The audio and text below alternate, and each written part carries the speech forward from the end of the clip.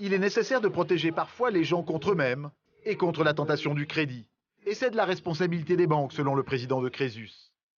Depuis 20 ans, il réclame la création d'un fichier positif, un fichier commun à tous les organismes de crédit.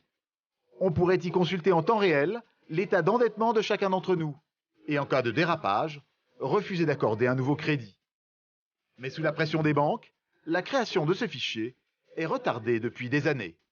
Les banques et les établissements financiers doivent pouvoir vérifier avant de faire plonger les gens. Et ça, c'est un scandale.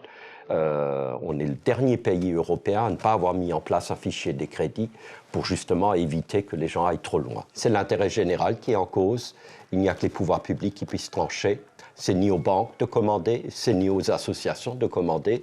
On peut suggérer, mais cette fois-ci, il faut du courage. C'est-à-dire, c'est fini, on ne discute plus, on avance. On met en place cet instrument parce qu'on a un dossier de surendettement toutes les 2 minutes en France.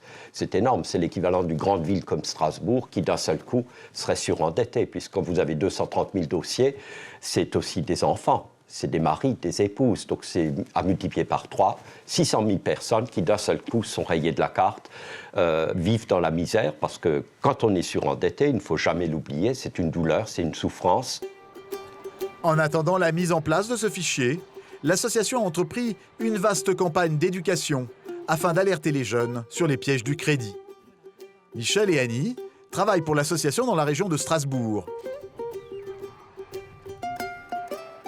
Ce jour-là, ils vont intervenir dans un lycée professionnel de la Moselle afin de sensibiliser ces adolescents qui, dans quelques années, deviendront des consommateurs. Bonjour, Assis. Pour se faire bien comprendre, la formatrice va faire une simulation en forme de petite histoire de famille. Si on veut acheter une voiture, 5 000 €.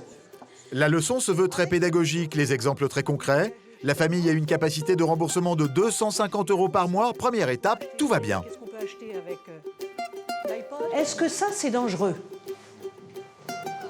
Non, parce que on a prévu de pouvoir rembourser chaque mois. On se dit, allez, ça marche, je fais un petit crédit. Pas de souci. Elle leur explique ensuite qu'il est tentant de reprendre de nouveaux crédits. Après, on se dit, ah, j'aimerais bien un écran plat, c'est quand même mieux. On achète une télé, écran plat. On va dire 700. 700 €. Et puis après, il y a la machine à laver qui pète. Alors là, ça, c'était pas prévu, hein. Ça, c'est la tuile. Machine à laver, combien? 500 €. Là encore, il faut prendre un nouveau crédit. Résultat, des centaines d'euros à rembourser chaque mois, sans même s'en être rendu compte. À l'aide d'une image simple, elle leur donne la morale de la fable. Quand il y a comme ça des choses qui s'accumulent, qu'est-ce qu'on est tenté de faire au final? Et voilà. Et là, c'est l'engrenage. On refait un autre. Et ça s'appelle un peu le crédit revolving. Et petit à petit, qu'est-ce qu'on fait? Gloup, comme le bon nageur. Eh bien, on boit la tasse. Et puis, on en a jusque-là. Et là, on va commencer à être dans une situation où il va falloir qu'on serre la vis, qu'on serre la ceinture. Et si on n'arrive pas, qu'est-ce qu'on fait? On les a.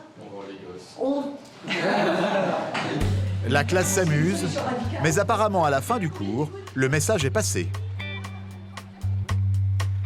Tu vas prendre des crédits facilement ou tu vas te méfier un peu? Non, je vais me méfier, puis j'en prendrai un qu'en cas de besoin vraiment inhabituel. Bah oui, il faut un peu faire gaffe quand même à ses revenus et tout ça pour ne pas avoir trop d'emprunts après, trop de dettes et tout ça. T'as l'impression que ça peut être dangereux? Oui, surtout maintenant en temps de crise.